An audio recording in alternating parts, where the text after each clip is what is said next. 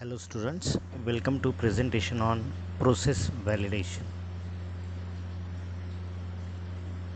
What do you mean by process validation?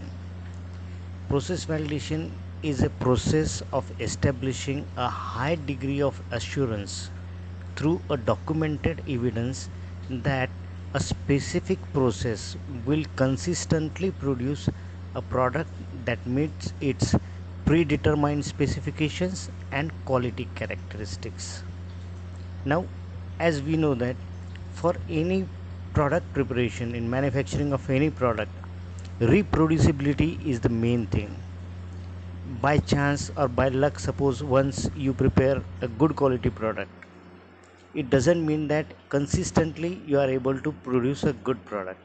So, to get this reproducibility of any product, validation is most important thing, and validation can be done for each and every process, like smallest procedure involved in the manufacturing, like washing of tablet machine or cleaning of tablet machine, or maybe cleaning of coating pans, or weighing of the raw material or ingredients.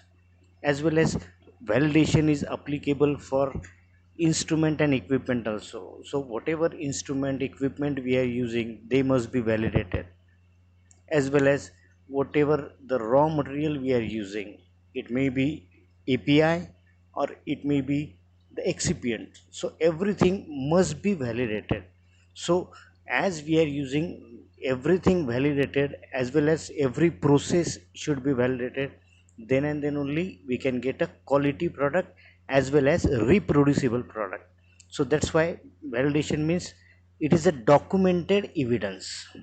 Okay, documented evidence that specific process will consistently produce a product. So that is the importance of validation.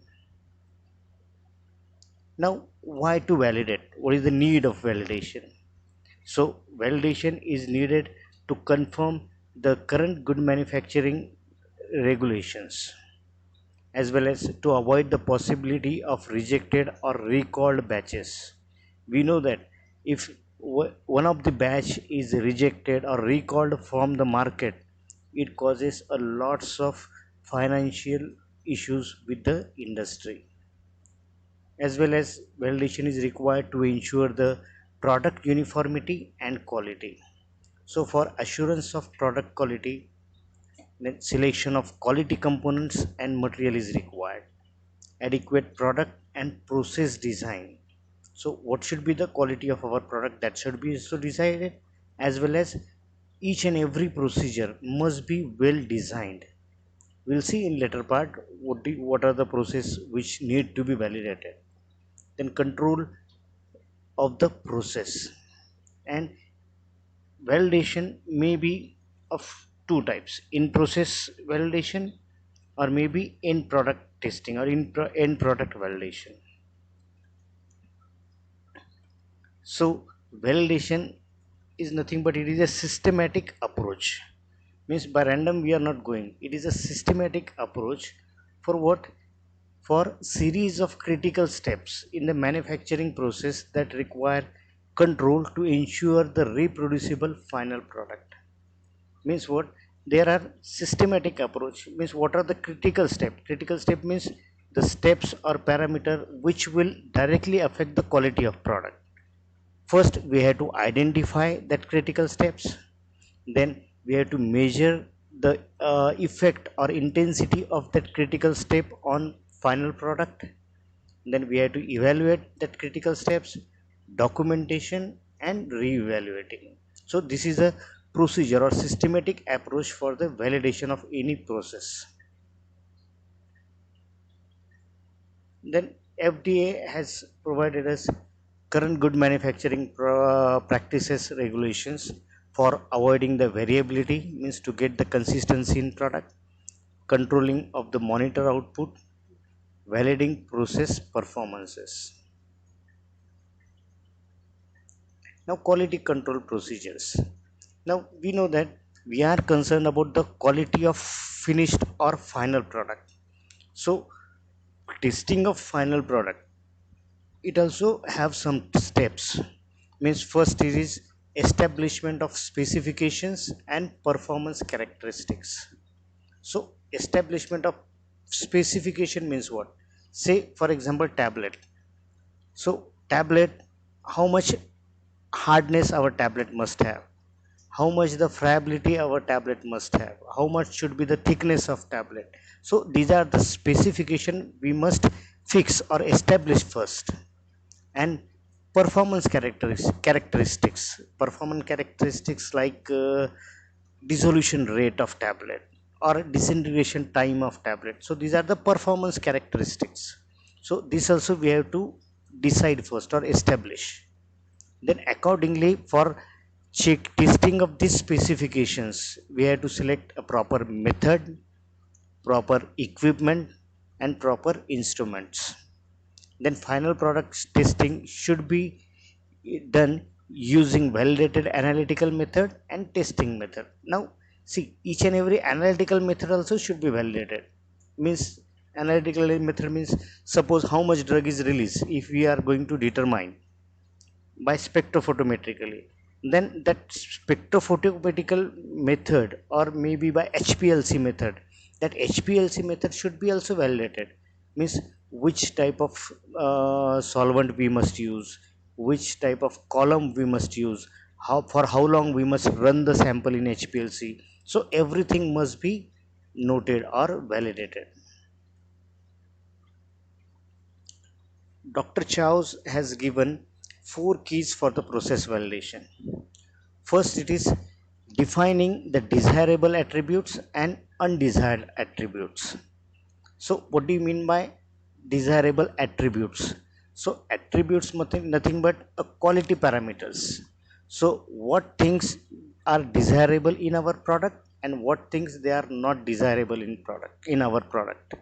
So, desirable, for example, in parental preparations, we know that our parental preparation must be free from microorganism.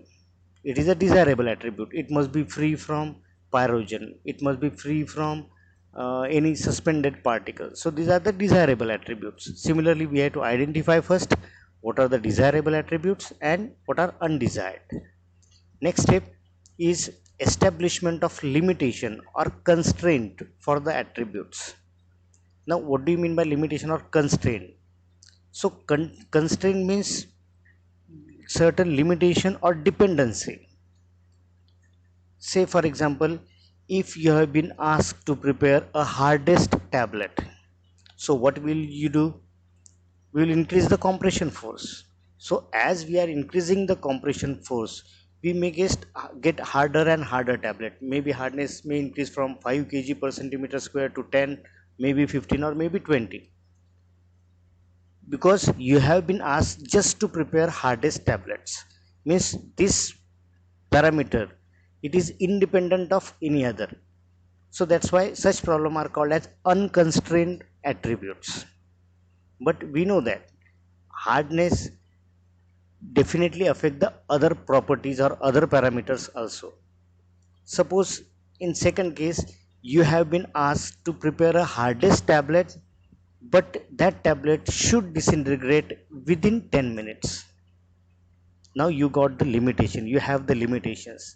You cannot increase the hardness up to 15 kg per centimeter square or 20 kg per centimeter square, because we know that as we are increasing the hardness, definitely the time required for disintegration of tablet, it will also increase. So such problem are called as constrained attributes or constrained problems, because we have limitations. We cannot go beyond that limitations. Another example for constraint I will discuss here. That is, suppose you have been asked to prepare granules which have good flow property or best flow property.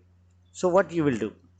We know that as we increase the particle size, definitely flow property of granule will increase.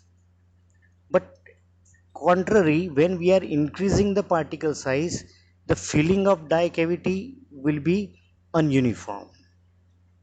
Means as the particle size is less, content uniformity you will get. But as we are increasing the particle size, flow will be better, but content uniformity we cannot achieve. So this problem is also constraint problem. Now you might have understood what do you mean by constraint problem and unconstrained problem.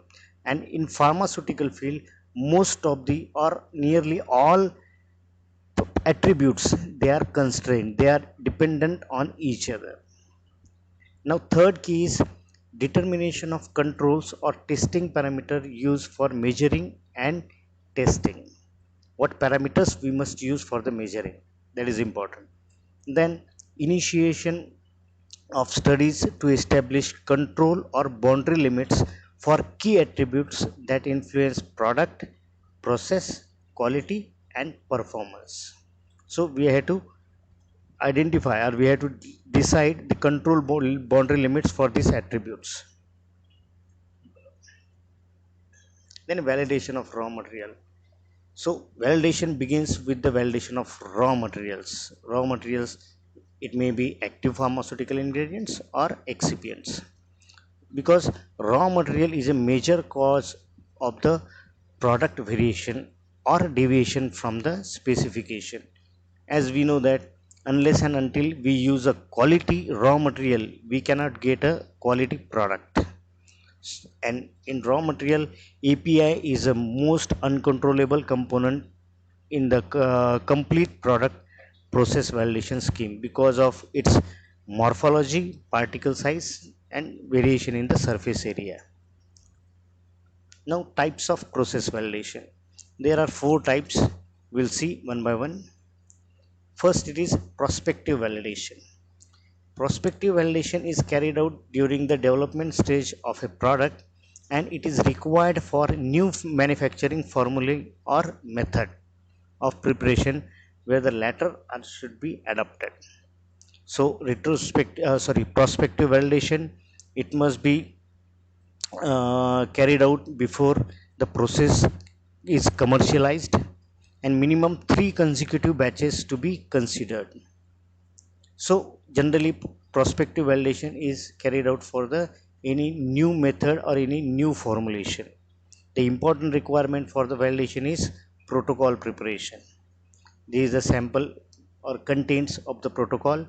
The validation protocol, it is a document which must include general information about the product or procedure, objectives, background, or pre-validation activities like tech transfer or maybe activities carried out in R&D. Then list of equipment, instrument required, facilities, qualification means what facility we require, what kind of roof and what kind of flooring we require and so on. Process flowchart, manufacturing process narratives, list of critical processing parameter and critical excipients, sampling, test, specification and acceptance criteria. The next it is retrospective process validation. This validation is based on a review of historical manufacturing and testing data. So in this, a total of 10 to 25 batches or maybe more batches manufactured over a period of 12 months, they are used for reviewing of the results to provide a statistically significant picture. Means generally the old batches which are running from years, for validation of such products, this type of validation method is used. Then next it is concurrent validation. Concurrent validation is carried out during the normal production process.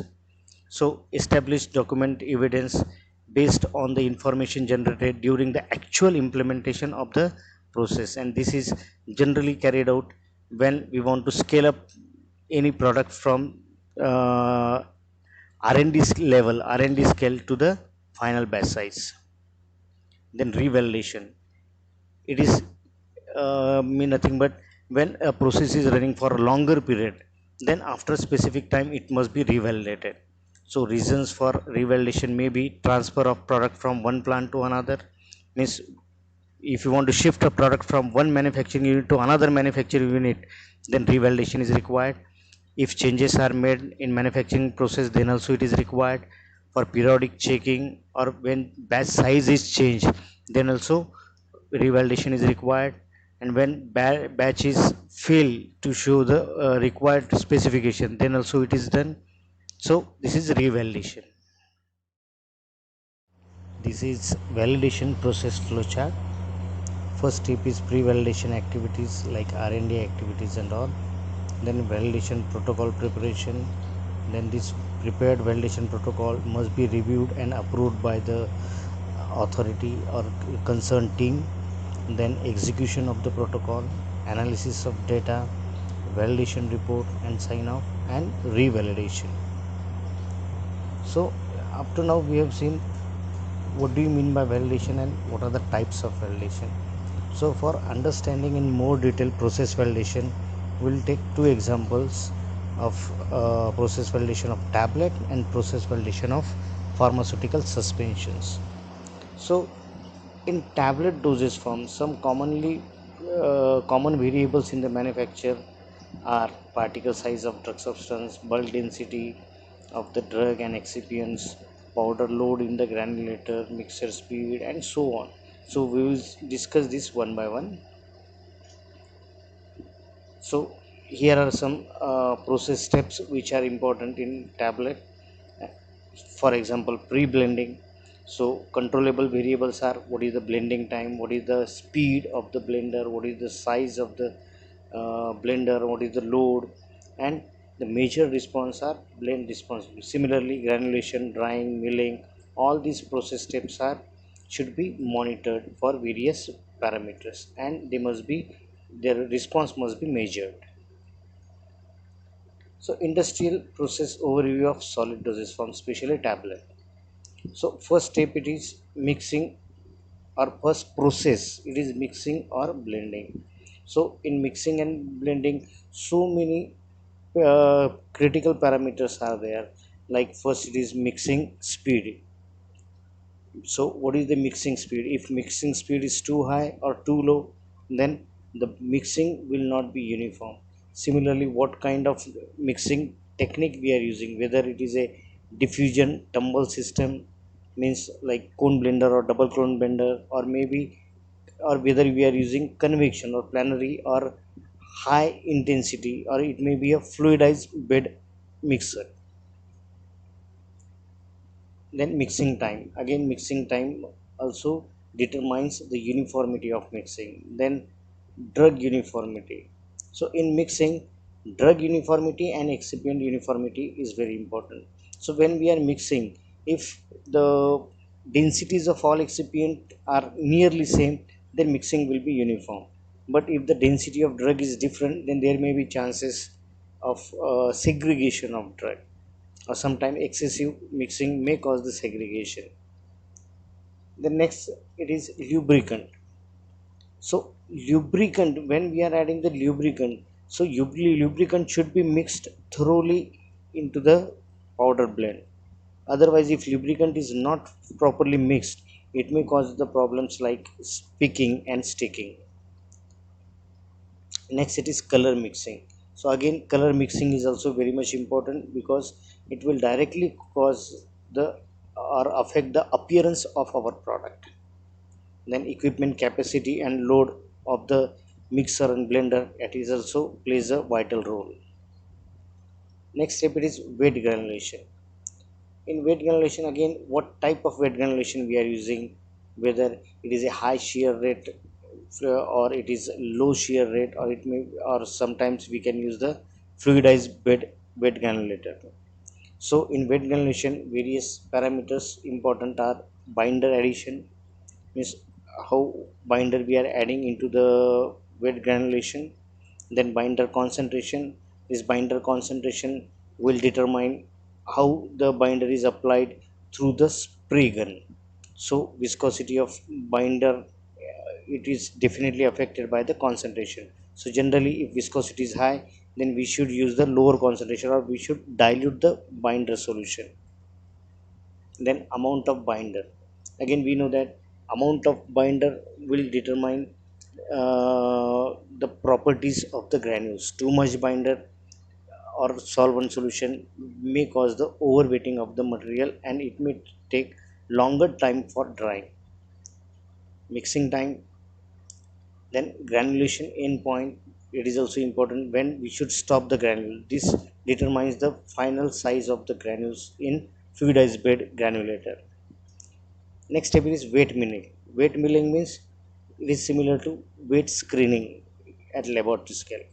So generally weight screening is done to avoid or to break the lumps and to enhance the drying rate of the granulations. So various factors, important factors are equipment size, its capacity, they must be monitored properly. Then screen size means mesh size, which mesh we are using. Then milling speed, feed rate, like feed rate means again feed rate is related with the screen size, mill size, as well as speed. So these all parameters are critical, they must be monitored. Next step is drying. So in drying, which type of dryer we are using, whether it is tray dryer, fluidized bed dryer, or microwave dryer. And this dryer will affect the tablet properties such as hardness, disintegration, dissolution, and stability of the tablet. And definitely drying will determine the moisture content of our product. So if moisture content are high in our product, there may be problem persist like tablet picking and sticking, and poor chemical properties such as results of hydrolysis. And if granules are over dried, means moisture concentration is less, then it may result in a poor hardness and friability of tablet.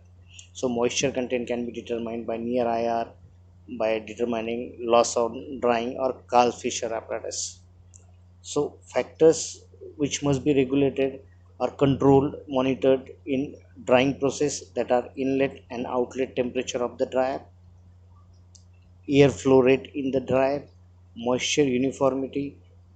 In the moisture uniformity means the uniformity of the moisture content in all the granule blend, that is important. Then equipment capacity and equipment load. So this is one chart showing how the various parameters in drying or any other process, they must be documented. Say for example, here batch numbers are given, batch xyz, what is the inlet drying temperature, and what is the time for drying. So when we have started the drying, at up to what time drying was done, total time of drying, what was the actual inlet temperature, what was the actual outlet temperature, and what was the conditions for final drying, for how long we have carried out, and the results what are, and generally results we are determining in terms of moisture content. The next it is milling. Milling means in laboratory scale we have seen, that is dry screening to get the final size granules. So again, milling generally is done to get a uniform size particles and uniform size distribution in the granules. So various factors which are important are the mill type, which type of milling equipment we are using. Then screen size, definitely it will determine the final particle size of the product. If we are using smaller size of sieve or screen, then definitely particle size will be small, and greater, there will be greater number of fine particles. So milling speed is also important, feed rate is also important, it should be monitored. The next step is lubrication, means addition of lubricants. So in this, first or foremost important thing is selection of lubricant, what kind of lubricant we are adding. So what is the grade of the lubricant used, or whether our lubricants are compatible with other ingredients or not, that must be checked. Then amount of lubricant addition, again amount is very much important, because we know that too much lubricant may form a hydrophobic layer on the tablet, which may cause the dissolution problem or delay in the dissolution of drug from the tablet, as well as mixing time. So if we are mixing the lubricant, the mixing should be for sufficient time. Less mixing may cause the ununiform mixing, again it may result into the various problems like capping, sticking, chipping. And if we are mixing too much, then there may be chances of segregation. So that's why mixing time should be monitored properly. The next step, it is tablet compression.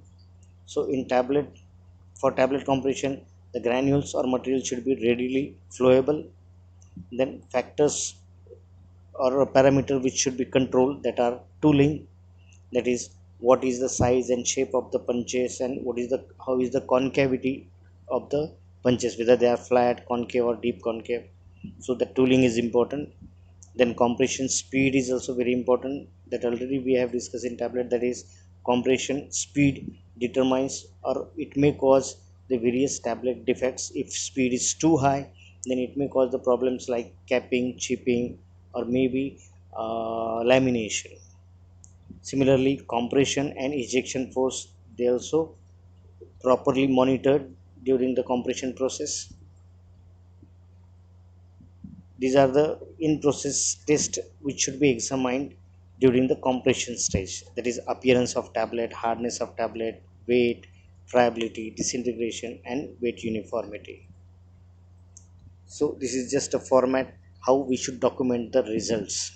So what are the parameters, what is the acceptance criteria, and what are the actual results. So this acceptance criteria, this we must pre-decide, and accordingly we must check our batches, which batches are fulfilling this acceptance criteria or not.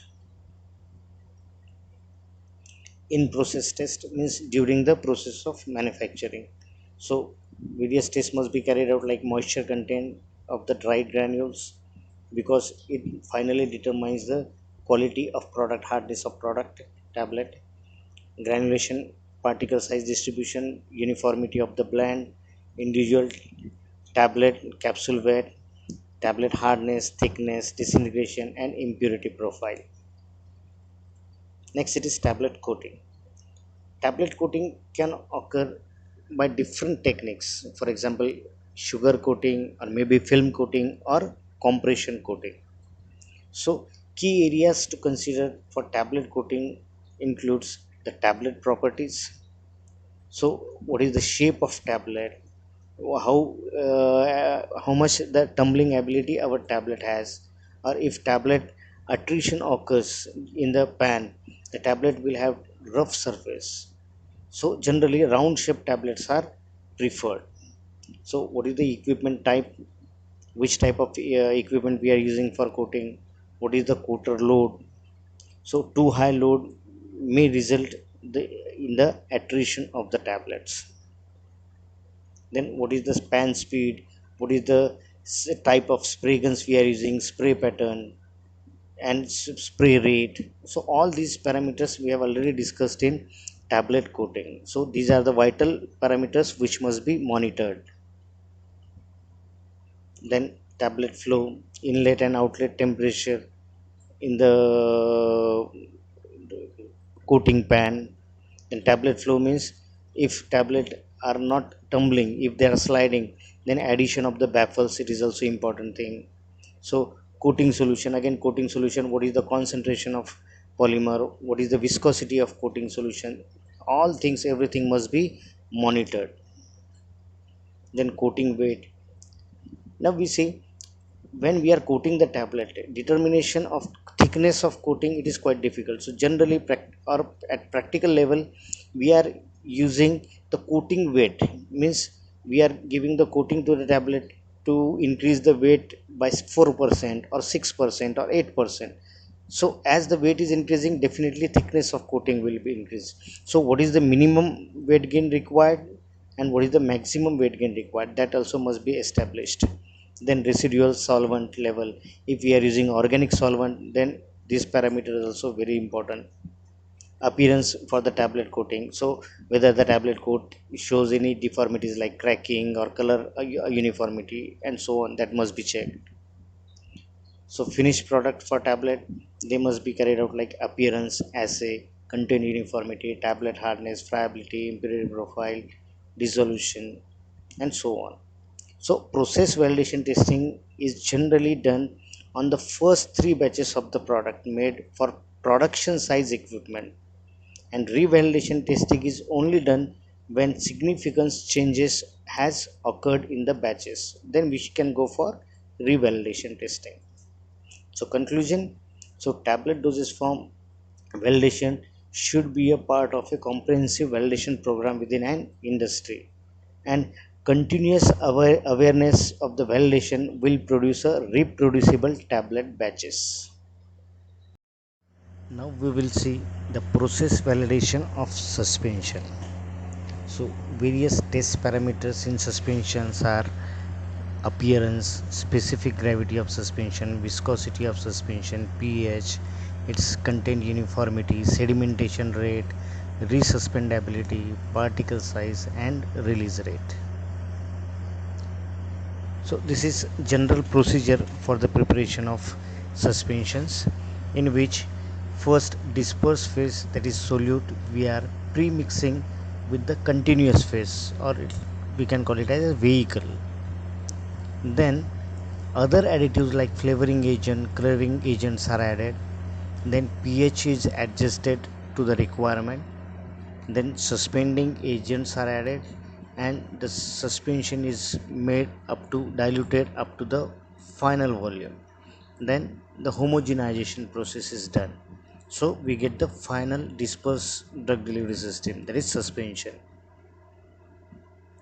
Now process variables in suspension. So first process in suspension is mixing of liquids.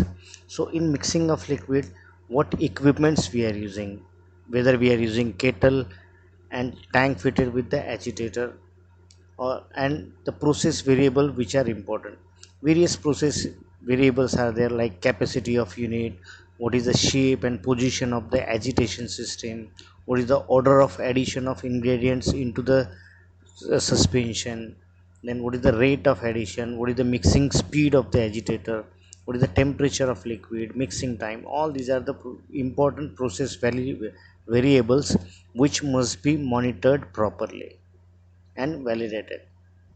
Then the properties affected by these variables, they are appearance of the liquid, viscosity of the liquid. If these parameters change, these properties get affected. So to check what is the how is the quality of our product, that is suspension, various monitoring outputs are there, like to check the potency of suspension, its appearance, pH, viscosity, specific gravity and so on. Next process is mixing and blending of solids. So in suspension, various equipments are used, like blade mixers or maybe tumblers. So in process validation, variables which are important, that are capacity of the unit, mixing speed of the unit, product load and so on. And properties affected are particle size of the solids and blending uniformity. So monitoring outputs which must be checked, that are potency, particle size analysis, content uniformity and so on. So process validation of suspension concerns the various operations, like raw material validation, monitoring output and filling and packaging validation. So first it is raw material validation. So it includes mainly various tests such as particle size and size distribution, particle shape and morphology, microbial count, rheology of solvent, pH of the solvent or vehicle. So first it is particle size and size distribution. We know that various properties of suspension are very much dependent on the particle size of the suspending solute. Then particle shape definitely affect the various properties of the suspensions, like appearance of the suspension, solubility, settling rate or sedimentation rate of suspension and stability of suspension. So again, microbial content. So to prevent the microbial growth on the final product, microbial content also must be checked or validated. Then rheology of solvent. So we know that in suspension, the viscosity of suspension is very much important, because how much is the ability of our liquid to suspend the insoluble particle, it determines, or it is very much determined by the viscosity of the solvent. Then pH of the solvent. We know that solubility of drug in solvent or vehicle can be markedly influenced by the pH of the solvent. So pH of the solvent must be within range. The next parameter is monitoring outputs or various outputs which should be monitored. So some parameters which should be monitored that are appearance, pH of suspension, viscosity, specific gravity, microbial count, content uniformity and dissolution. We will see one by one. First is appearance. So appearance of suspension is very much important because the change in appearance of suspension, it may indicates the sign of instability or degradation of the product. Then pH value. So pH value, again, the solubility as well as the stability of suspension, it is mainly regulated by pH value. So that's why there should be minimum drift in the pH of the product, final product. Then viscosity, definitely viscosity determines the stability of suspension as well as overall appearance of the suspension, so it must be validated. Then specific gravity is nothing but a weight of the product per unit volume. So for most of the liquid oral product, it is 1 gram per cubic centimeter or 1 gram per ml. So decrease in specific gravity of the product in suspension may indicate the presence of air within the structure of the formulation, so which may relate the product qualities. Then microbial count. So determination of micro or validation of microbial count, it is also important because whether we have to add preservatives in our formulation or not, that can be decided by this microbial count testing. Then content uniformity. So definitely content uniformity in suspension affect the dose uniformity and also affect the homogeneity of the drug within the solvent system. Means, for example, measurement of correct dose. For measurement of correct dose in multi-dose formulation, content uniformity is very much important. And the content uniformity of the suspension is affected by the settling rate or sedimentation rate. And sedimentation rate is mainly governed by the various factors like particle size, particle density, density of the external phase, and viscosity and structure of the external phase, that is vehicle. Next it is dissolution testing. Dissolution testing for suspension may be done by using USP type 1 apparatus paddle, and in which we are using the Durapore. It is a polyvinylidene fluoride membrane pouch in which we have to keep the suspension and carry out the dissolution testing in a suitable buffer solution. Then test parameters specific for suspensions, they are sedimentation rate, resuspendability of the suspension, then particle size and particle size distribution of the suspension, and zeta potential measurement of the suspension. So here we have finished process validation. Thank you.